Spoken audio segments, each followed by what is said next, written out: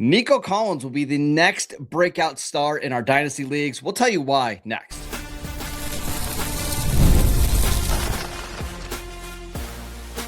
You are Locked On Dynasty Football, part of the Locked On Podcast Network. Your team every day.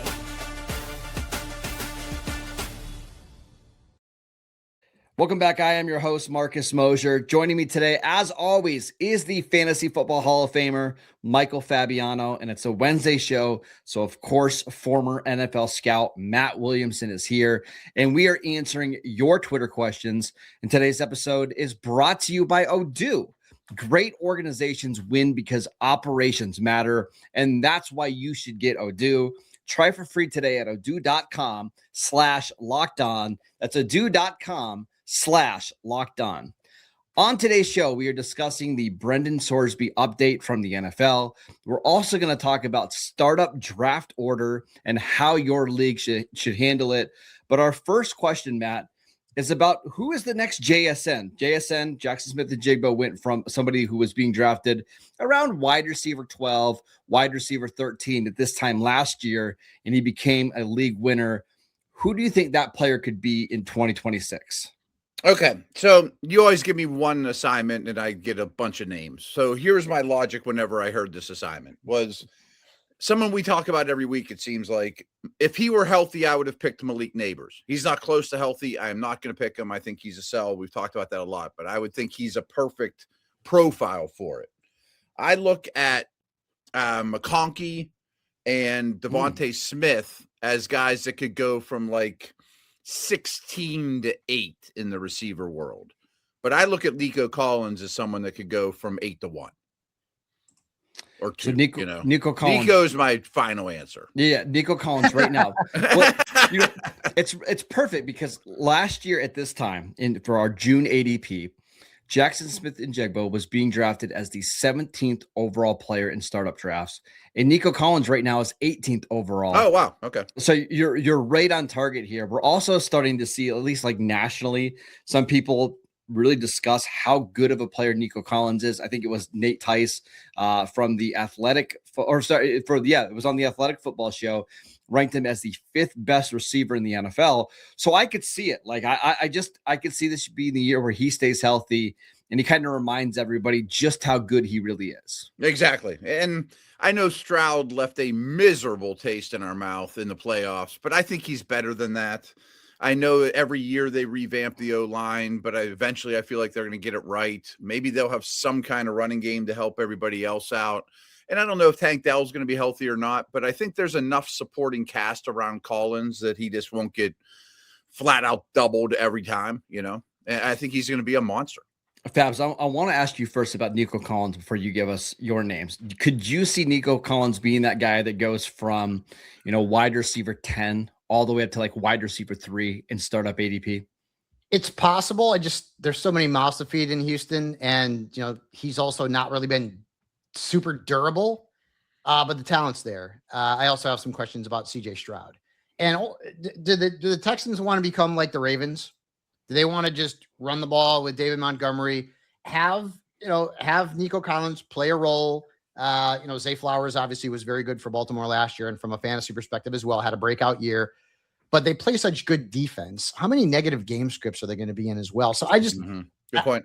I kind of feel like a great defense. Seattle had a great defense last year, and JSN was still dominant. 100%. I not as good as Houston's. And they also play in a way better division.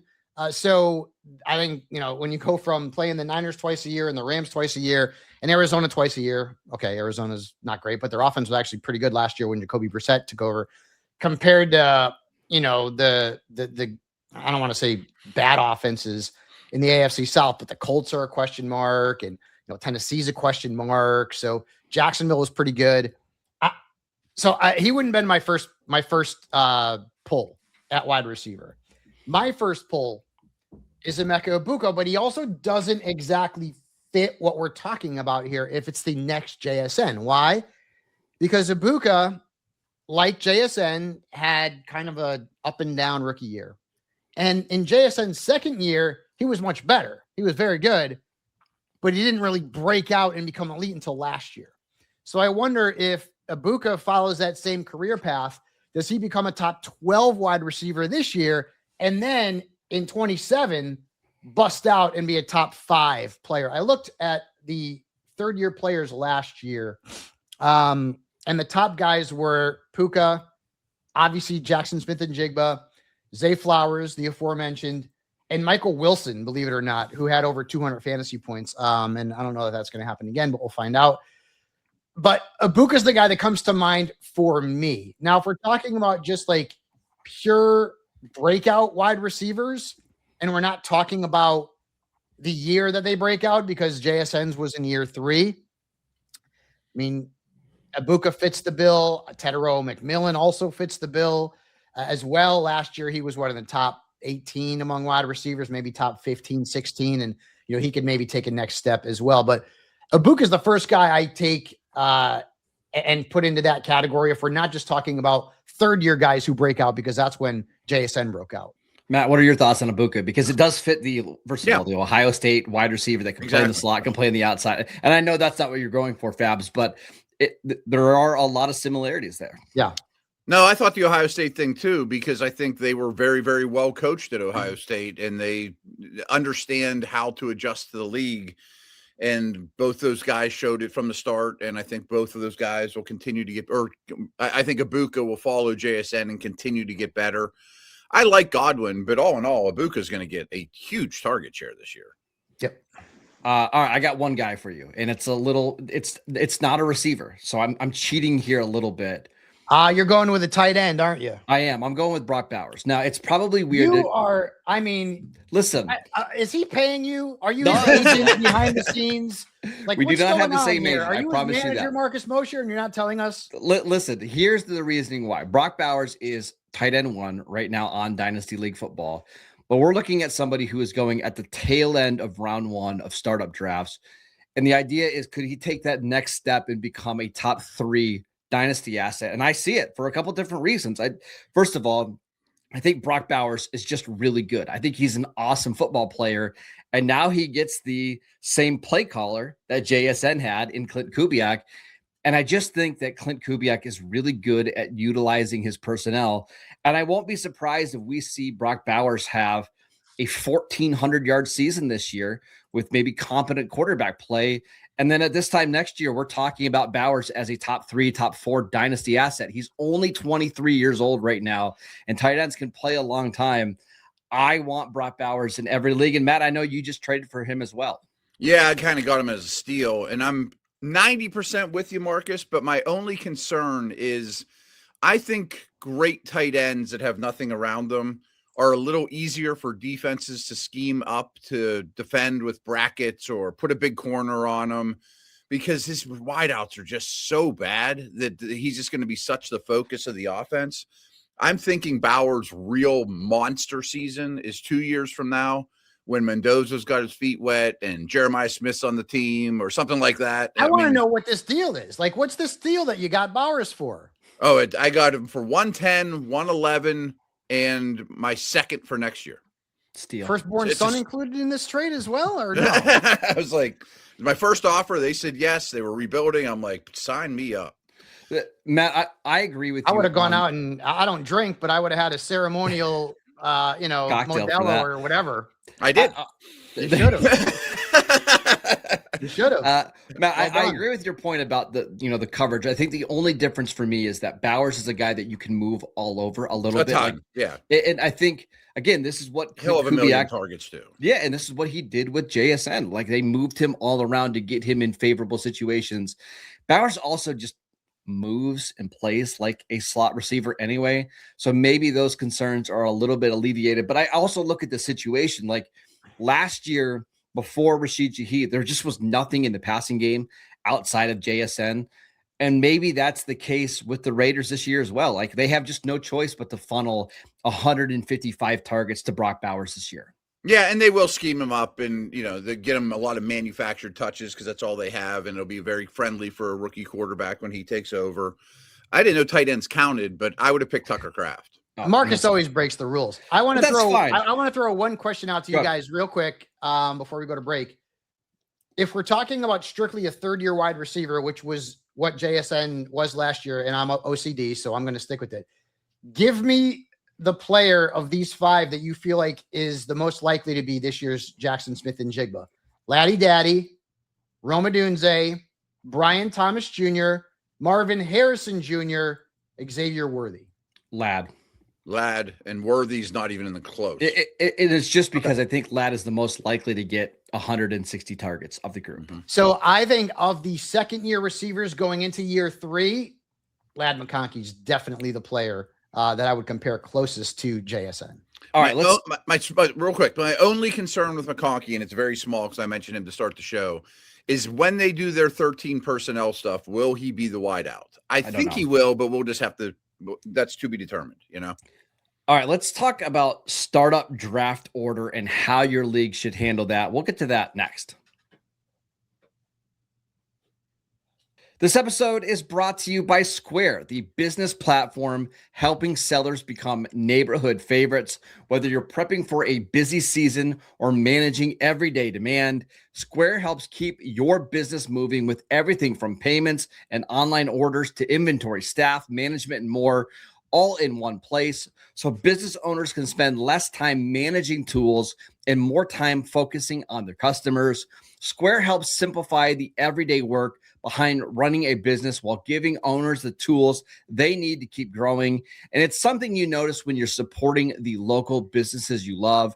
There's a coffee shop right down the road for me that uses Square, and I'm always blown away by how fast and simple they make the paying process. It's unreal. I cannot describe how quick it is to get in and out. Square helps run your business more smoothly, bringing payments, operations, and insights together in one place, so you're ready for whatever happens next. Right now, listeners can get up to $200 off Square hardware when you sign up at square.com/go/LockedOnNFL. That's square.com/go/LockedOnNFL. Get started with Square and build a setup that works the way that you do. Welcome back to the Locked On Dynasty Football Podcast. Get your daily fantasy fix completely ad-free by joining the Everydayer Club today. Start your 7-day free trial right now and get closer to your team without the interruptions. Click the link in the show notes or go to lockedondynasty.supercast.com to claim your free trial. All right, Matt, we've got a question about startup drafts and how you handle the draft order. And this is a big deal because if you're in a super flex draft, especially, the difference in having pick like 101 and 109 can be drastic. First of all, how do you handle that? And this listener wants to know that there's a couple people in their league wanting to do traditional style rather than snake, which means if you have the 101, you also get the 201, the 301, the 401. What are your thoughts on that? I hate that. I think that's just way too big of an advantage. I mean, because what everybody's about starting rookie from drafts? scratch. Rookie drafts, I'm fine with it because you Okay. earned that spot. It's much more like the NFL. The Raiders get the first pick, the Seahawks get the 32nd, and that just helps the balance of power. And we should mention that in this league right now, they've been doing a snake order in rookie drafts as well. So if you They're are all the champion, backwards. Yeah, they're all backwards. But Yeah. yes, you should do traditional order for your rookie drafts. But what about your startup drafts? What's the best way to handle it? I think there's two options. And I know you're a big auction guy for startup drafts. I've never done that. I would love to give it a shot. But if it's not going to be an auction, which I think is, if you don't have that, capacity or, interest, great. But I would do it this way. I would do a randomizer of 12 teams.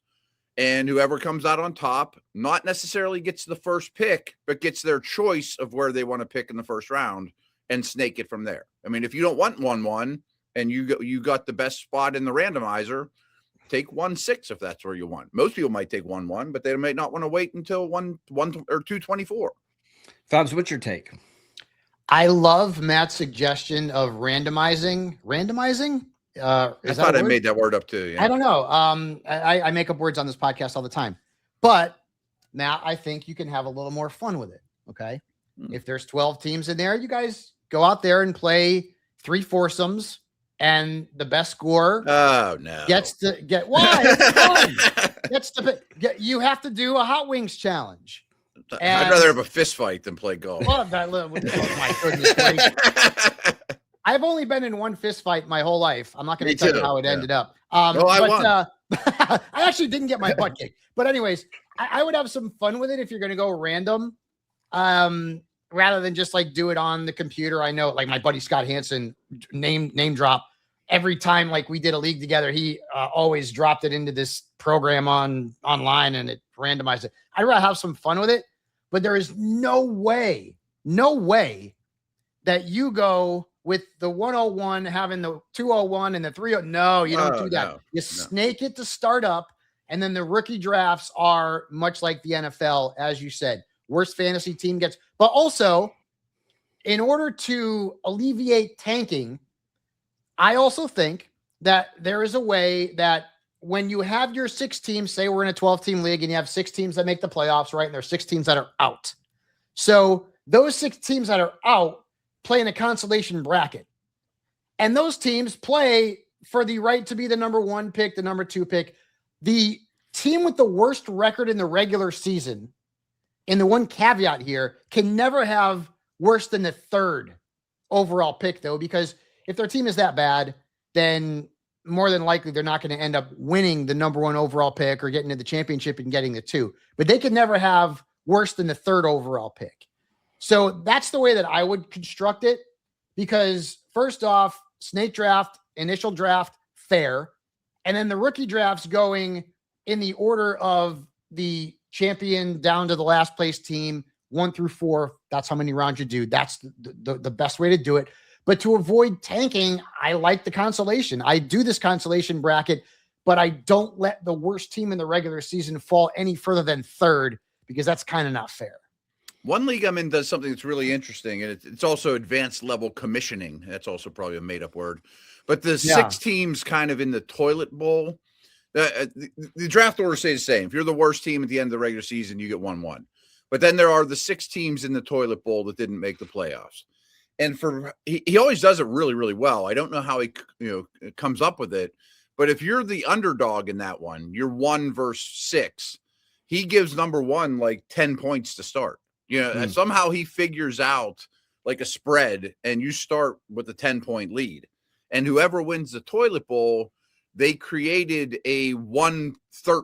You get a pick between the 1st and 2nd round as the toilet bowl champion. It's kind of cool. And I think that's toilet fun. bowl champion. I love it. But I think that's fun because now you're getting the rest of your league mates to continue to set their lineups. Yeah, and they're real into it. Like right. week 15, week 16. And I think that's really important because there are a lot of people that just tune out as soon as their team is 5-7 or whatever. Yeah. This is a good way to keep the interest up. A couple of other things. It's a really nice prize. You get 113 on it. Yeah, it is. Right, yeah. You can trade that for Brock Bowers. Yeah. A couple other things I wanted to ask you about. We've seen in a lot of startup drafts, they're going to the 3rd round reversal. And I believe the Scott Fish Bowl does this as well. So if you have pick, let's say 112, you'd get 112, you'd get 201, and then you'd get 301. And the draft kind of continues there. And it's a little bit of a way to balance it out, because again, if you're drafting at the end of round 1, especially if it's a super flex draft, it can be very detrimental. Is that something you would be in favor of, Matt?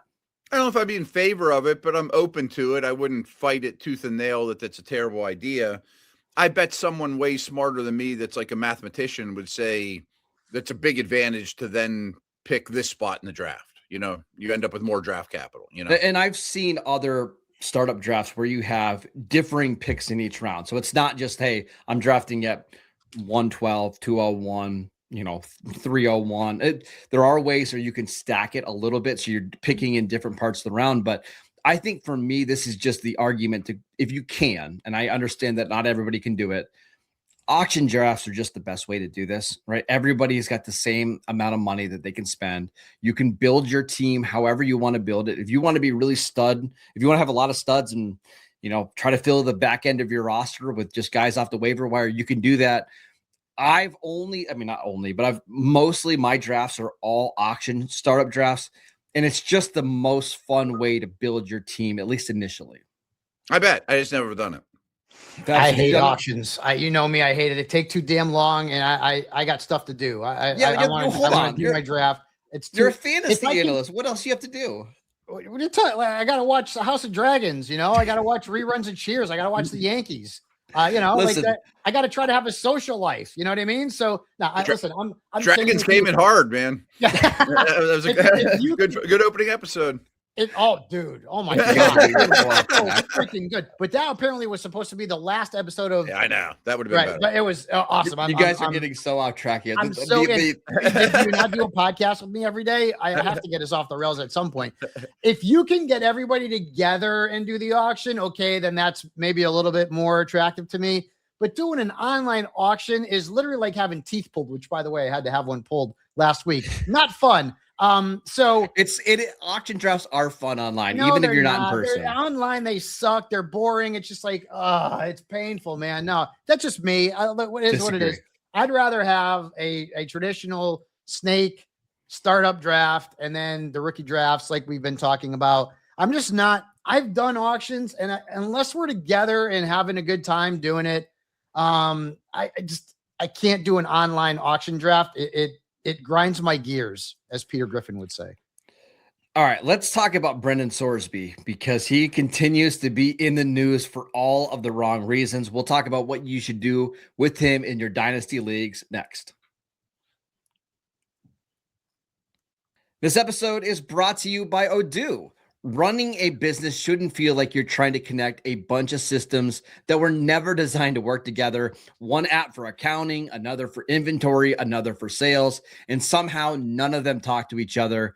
That's where Odoo comes in.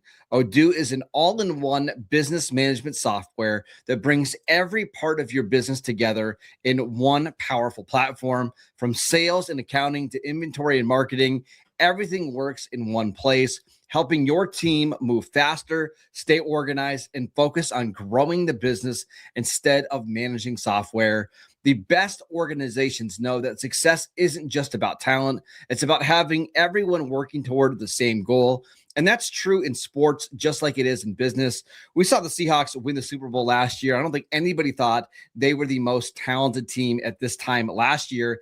And yet they ultimately did it. It was one of the best seasons we ever seen. And it's because they had a team that communicated well. Great organizations win because operations matter. And that's why you should get Odoo. Try for free today at odoo.com/lockedon. That's odoo.com/lockedon. Welcome back to the Locked On Dynasty Football Podcast. We'd like to thank you for making us your first listen every single day. Matt, we got a bunch of questions about Brendan Sorsby, the Texas Tech quarterback who applied for the supplemental draft but was denied on Tuesday. Now, there are some leagues that have had rookie drafts where he's been a part of it. He's been on waivers, and some people have claimed him. What should your league do if he's currently on a roster?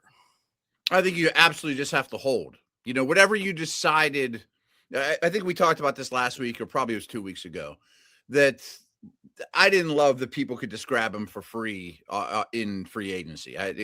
But if that decision has been made and he's already on a roster and everyone in the league approved that, I think you have to hold. I don't think you kick him out of the league at this point because I don't think the story's done yet. I mean, I hate talking legal stuff because I'm really in the dark with this, but I understand that Sorsby's representation has done battle with the NFL many, many times. Mm-hmm. They're like Darth Vader for the NFL. And I guess they've had a lot of success. So I don't think this is over. So I would just stick with what you're doing at the moment.